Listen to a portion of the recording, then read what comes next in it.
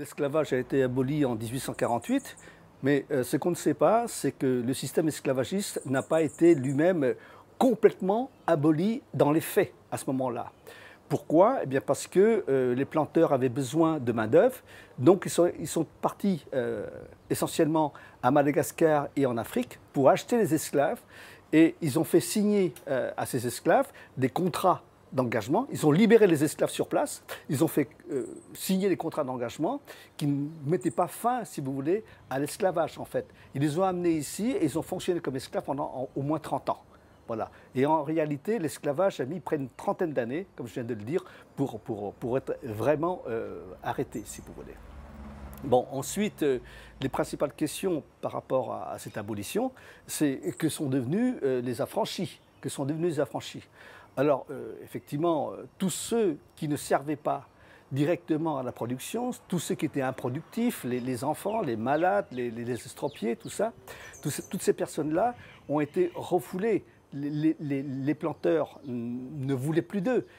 Avant l'esclavage, quand il y avait l'esclavage, ils étaient obligés de les garder. Ils ne pouvaient pas les rejeter. Mais l'abolition étant terminée, ils ont pu les chasser des plantations. Donc il y a toute une série de personnes qui sont parties comme ça. Il y en a d'autres, effectivement, des affranchis qui ont préféré partir à l'aventure dans les Hauts, où ils se sont établis avec les petits blancs qui étaient déjà là, qui étaient déjà installés dans les cirques, essentiellement à Salazie, Mafat un petit peu.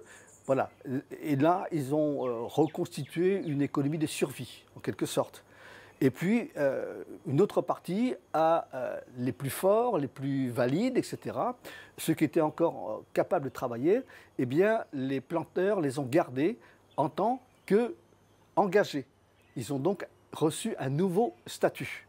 Et donc, il faut voir à peu près, si vous voulez, que les 2 tiers des affranchis sont partis des plantations et 1 tiers est resté travailler, non plus comme esclave, mais comme engagé. En 1815, il y a eu, dans le monde entier, l'abolition de la traite esclavagiste. Ce n'est pas l'abolition de l'esclavage, de la traite esclavagiste. C'est-à-dire qu'il est interdit d'aller acheter les esclaves et de les amener à un autre endroit pour les faire travailler. Et donc 1815, l'abolition de la traite esclavagiste. À ce moment-là, qu'est-ce qui s'est passé à La Réunion? Le problème était qu'ils ne pouvaient presque plus faire venir d'esclaves de l'extérieur. Et comme il n'y avait presque pas de femmes sur les plantations, puisqu'ils avaient surtout besoin d'hommes pour travailler dans les champs, ça ne se reproduisait pas, la population ne se reproduisait pas. Et par conséquent, ils ont essayé de faire une traite clandestine, mais qui apportait effectivement un certain nombre d'esclaves, mais pas suffisamment. C'est pour ça que la population servile à La Réunion a beaucoup diminué entre 1815 et 1848.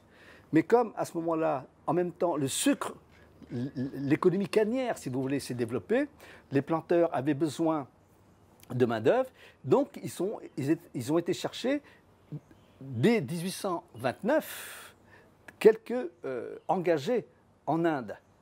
Et puis, comme les engagés qui sont arrivés ici à La Réunion étaient assez peu nombreux, 2000 environ, parmi les 60 000 esclaves, ben, ils ont été mêlés aux esclaves.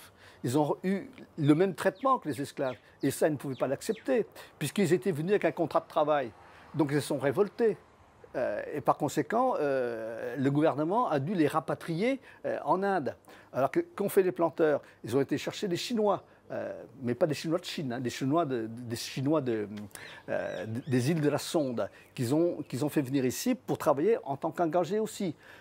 La même chose s'est passée. Les Chinois ont été surexploités et par conséquent, ils se sont révoltés eux-mêmes et on a arrêté ce système-là.